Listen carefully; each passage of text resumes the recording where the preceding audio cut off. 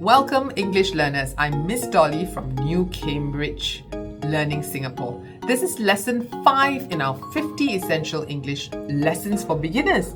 Now, today, let's try and master the days of the week in just 2 minutes. And how many days are there in a week? 7 days. So let's start. Monday is the first day of the work week or the school week. Tuesday comes next. Wednesday is the middle of the week. Thursday is almost weekend.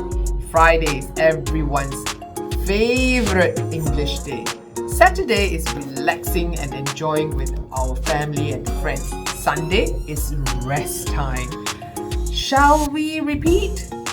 Monday, Tuesday, Wednesday, Thursday, Friday, Saturday, and Sunday. There you have it. 7 days, easy peasy English vocabulary. Now here's a memory trick for English beginners. My teacher wants to find smart students. The first letter of each word matches each day. This helps you learn English and remember new vocabulary quickly. Now let's practice pronunciation together. Look at me. Monday, Tuesday, Wednesday, Thursday, Friday, Saturday, and Sunday. Daily English practice helps you speak clearly and confidently. Don't worry, you've got this. Now let's use the days of the week in real sentences. For example, I can say, I study English on Monday. Tuesday is my favorite day to spend with my best friend.